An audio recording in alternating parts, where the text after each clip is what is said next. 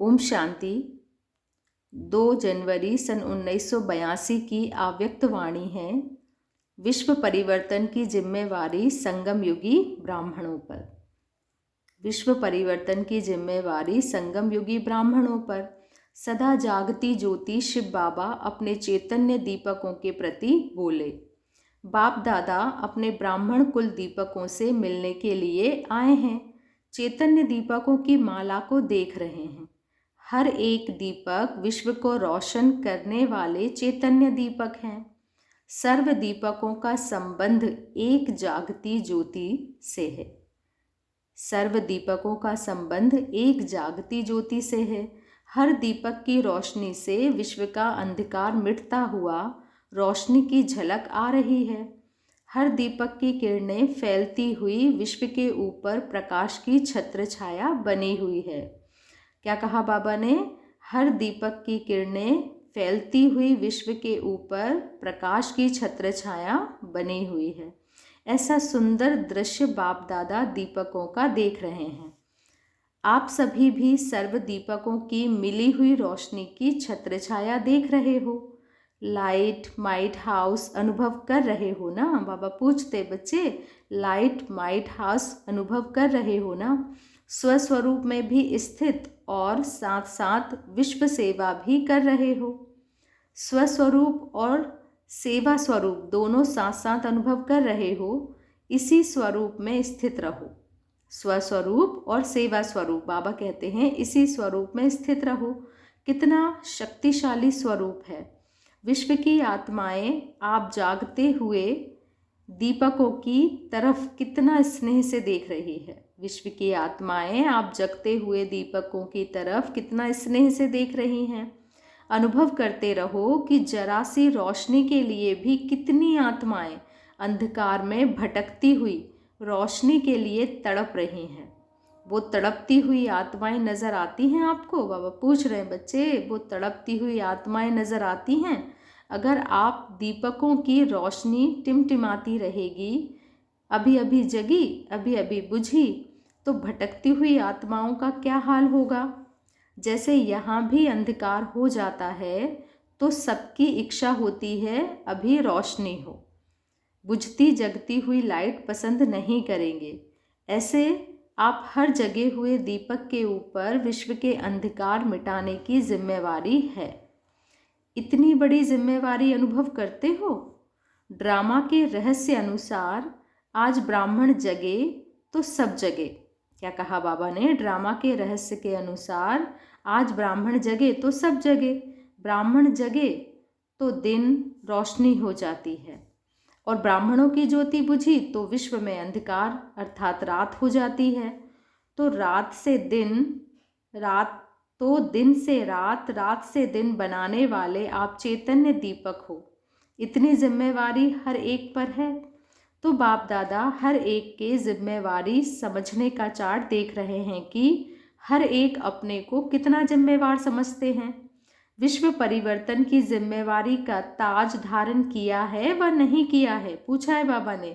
विश्व परिवर्तन की जिम्मेवारी का ताज धारण किया है व नहीं? इसमें भी नंबरवार ताजधारी बैठे हुए हैं। अपना ताज देख रहे हो, सदा पहनते हो व कभी कभी पहनते हो। अलवेले तो नहीं बनते। ऐसा तो नहीं समझते कि जिम्मेवारी बड़ों की है। विश्व का ताज बड़ों को देंगे व आप लेंगे। जैसे विश्व के राज्य अधिकारी सभी अपने को समझते हो। अगर कोई आपको कहे आप प्रजा ही बन जाना तो आप पसंद करेंगे क्या? सब विश्व का महाराजन बनने आए हो ना, वह प्रजा बनना भी पसंद है। क्या बनेंगे? प्रजा बनने के लिए तैयार है कोई? सभी हाथ उठाते हो लक्ष्मी नारायण बनने के लिए। तो जब वह राज्य का ताज पहनना है तो उस ताज का आधार सेवा की जिम्मेवारी के ताज पर है। क्या कहा बाबा ने? जब वह राज्य का ताज पहनना है तो उस ताज का आधार सेवा की जिम्मेवारी के ताज पर है। तो क्या करना पड़ेगा? अभी से ताजधारी बनने के संस्कार धारण करने पड़ेंगे। कौन सा ताज? जिम्मेवारी का ताज। बाबा कहते आज से ही धारण करना पड़ेगा। तो आज बाप दादा सबके ताज देख रहे हैं। तो यह कौन सी सभा हो गई? तो बाबा ने कहा, ताजधारियों की सभा देख रहे हैं। सभी ने इस ताजपोशी का दिन मनाया है कि अभी मनाना है। जैसे आपके यादगार चित्र श्री कृष्ण के चित्र में बचपन से ही ताज दिखाते हैं, बड़ा होकर तो होगा ही, लेकिन बचपन से ही ताजधारी। देखा है अपना चित्र? डबल विदेशियों ने अपना चित्र देखा है? यह किसका चित्र है? एक ब्रह्मा का चित्र है या आप सबका है? तो जैसे श्री कृष्ण के चित्र में बचपन से ही ताजधारी दिखाया है, वैसे आप श्रेष्ठ आत्माएं भी मर्जीवा बनी, ब्राह्मण बनी और जिम्मेवारी का ताज धारण किया। क्या कहा बाबा ने? आप श्रेष्ठ आत्माएं भी मर्जीवा बनी, ब्राह्मण बनी और जिम्मेवारी का ताज धारण किया। तो जन्म से ताजधारी बनते हो, इसलिए यादगार में भी जन्म से ताज दिखाया है। तो ब्राह्मण बनना अर्थात ताजपोशी का दिन मनाना। क्या कहा बाबा ने? ब्राह्मण बनना अर्थात ताजपोशी का दिन मनाना। तो सबने अपनी ताजपोशी मना ली है ना? अभी सिर्फ यह देखना है कि सदा इस विश्व सेवा की जिम्मेवारी के ताजधारी बन सेवा में लगे हुए रहते हैं। तो क्या दिखाई दे रहा है? ताजधारी तो सब दिखाई दे रहे हैं, ताजधारी तो सब दिखाई दे रहे हैं, लेकिन कोई की दृढ़ संकल्प की फिटिंग ठीक है और कोई की थोड़ी लूज है। लूज यानी कमज़ोर होने कारण ताज कभी उतरता है, कभी धारण करते हैं। तो सारा दृढ़ संकल्प द्वारा इस ताज को सदा के लिए सेट करो। समझा क्या करना है? ब्रह्मा बाप बच्चों को देख कितने हर्षित होते हैं। ब्रह्मा बाप भी सदा गीत गाते हैं। कौन सा गीत गाते हैं? वाह मेरे बच्चे वाह। ब्रह्मा बाबा भी कौन सा गीत गाते हैं? वाह मेरे बच्चे वाह। और बच्चे क्या गीत गाते हैं? वाह बाबा वाह। यह सहज गीत है, इसलिए गाते हैं। सबसे ज़्यादा खुशी किसको होती है? सबसे ज़्यादा ब्रह्मा बाप को खुशी होती है। क्यों? सभी बच्चे अपने को क्या कहलाते हो? ब्रह्मा कुमार और ब्रह्मा कुमारी, शिव कुमार और शिव कुमारी नहीं कहते हो। क्या कहते हो? ब्रह्मा कुमार और ब्रह्मा कुमारी। तो ब्रह्मा बाप रचयिता अपनी रचना को देख हर्षित होते हैं। ब्रह्मा मुख वंशावली होना, हम कौन हैं? ब्रह्मा मुख वंशावली। तो अपनी वंशावली को देख ब्रह्मा बाप हर्षित होते हैं। अव्यक्त रूपधारी होते भी मधुबन में व्यक्त रूपधारी की अर्थात चैतन्य साकार रूप की अनुभूति कराते ही रहते हैं। क्या कहा बाबा ने? अव्यक्त रूपधारी होते हुए भी मधुबन में व्यक्त रूपधारी की अर्थात चैतन्य साकार रूप की अनुभूति कराते ही रहते हैं। मधुबन में आकर ब्राह्मण बच्चे ब्रह्मा से साकार रूप की, साकार चरित्र की अनुभूति करते हो ना। विशेष मधुबन भूमि को वरदान है, विशेष मधुबन भूमि को वरदान है साकार रूप की अनुभूति कराने का। किस बात का वरदान है मधुबन को? साकार रूप की अनुभूति कराने का। तो ऐसी अनुभूति करते हो ना, आकारधारी ब्रह्मा है या साकार है? क्या अनुभव करते हो? रूह रिहान करते हो? अच्छा, आज वतन में बाप दादा की यही रूह रिहान चल रही थी कि डबल विदेशी बच्चे अपने समीप के संबंध के स्नेह में निराकार और आकार को साकार रूपधारी बनाने में बहुत होशियार हैं। कौन से बच्चे? डबल विदेशी बच्चे। बच्चों के स्नेह के जादू से आकार भी साकार बन जाता है। अंडरलाइन करेंगे इस बात को। बच्चों के स्नेह के जादू से आकार भी साकार बन जाता है। ऐसे स्नेह के जादूगर बच्चे हैं। स्नेह स्वरूप को बदल लेता है।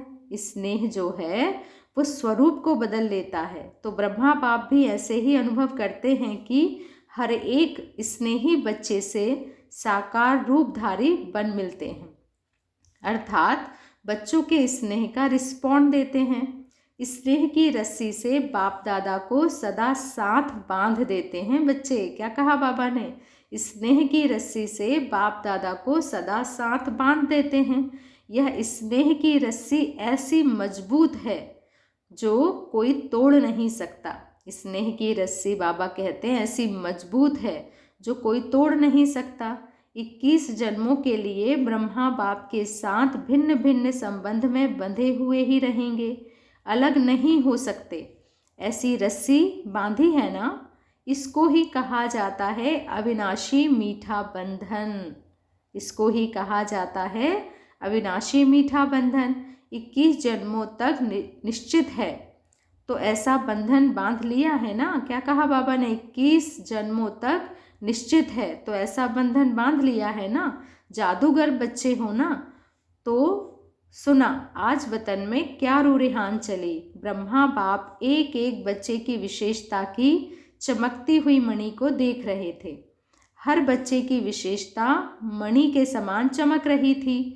तो अपनी चमकती हुई मणि को देखा है? अच्छा, डबल विदेशी बच्चों से मिलने आते हैं, वाणी नहीं चलाते। बाप की कमाल है, लेकिन बच्चों की भी कम नहीं। आप समझते हो कि हम आपस में रूरेहान करते, लेकिन बाप दादा भी रूरेहान करते हैं। अच्छा, ऐसे सदा विश्व सेवा के जिम्मेवारी के ताजधारी, सदा स्नेह के बंधन में बाप दादा को अपना साथी बनाने वाले, 21 जन्म के लिए अविनाशी संबंध में आने वाले, ऐसे सदा जगे हुए दीपकों को बाप दादा का याद प्यार और नमस्ते। अब बाबा ने जर्मन ग्रुप से बातें की है। सभी के मस्तक पर क्या चमक रहा है? बाबा पूछ रहे हैं, सभी के मस्तक पर क्या चमक रहा है? अपने मस्तक पर चमकता हुआ सितारा देख रहे हो? बाप दादा सभी के मस्तक पर चमकती हुई मणि को देख रहे हैं। अपने को सदा पद्मा पदम भाग्यशाली आत्माएं समझते हो। हर समय कितनी कमाई जमा करते हो? हिसाब निकाल सकते हो? पूछा बाबा ने। हर समय कितनी कमाई जमा करते हो, हिसाब निकाल सकते हो?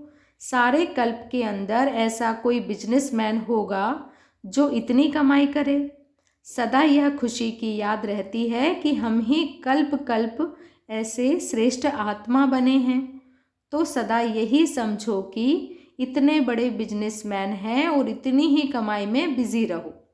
सदा बिजी रहने से किसी भी प्रकार की माया वार नहीं करेगी। क्या कहा बाबा ने? सदा बिजी रहने से किसी भी प्रकार की माया वार नहीं करेगी। क्यों? बिजी होंगे तो माया बिजी देखकर लौट जाएगी, वार नहीं करेगी। सहज माया जीत बनने का यही साधन है कि सदा कमाई करते रहो और कराते रहो।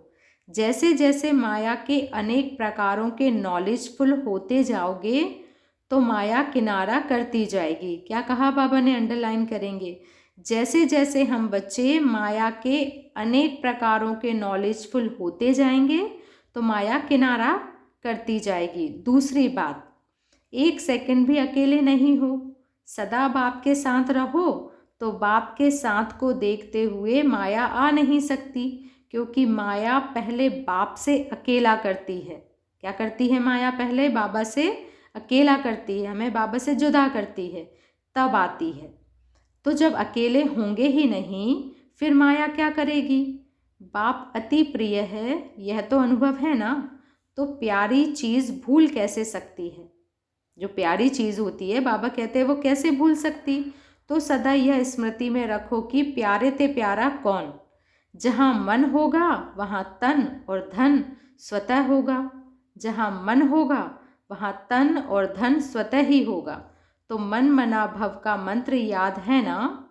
जहाँ भी मन जाए तो पहले यह चेक करो कि इससे बढ़िया, इससे श्रेष्ठ और कोई चीज़ है, या जहाँ मन लग जाता है वही श्रेष्ठ है। कितनी अच्छी बात कह रहे हैं बाबा, अंडरलाइन करेंगे कि जहाँ भी मन जाए, जहाँ भी मन जा रहा है तो पहले यह चेक करो कि जहाँ मन जा रहा है वो चीज़ इससे बढ़िया, इससे श्रेष्ठ और कोई चीज़ है, या जहाँ मन जाता है वही श्रेष्ठ है।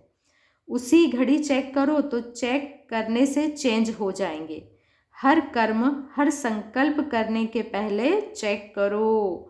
हर कर्म, हर संकल्प करने के पहले चेक करो, करने के बाद नहीं, करने के पहले चेक करो। पहले चेकिंग, पीछे प्रैक्टिकल में लाना है। क्या कहा बाबा ने? हर बात की पहले चेकिंग करो और उसके बाद में प्रैक्टिकल। अच्छा, ओम शांति। शुक्रिया बाबा, शुक्रिया।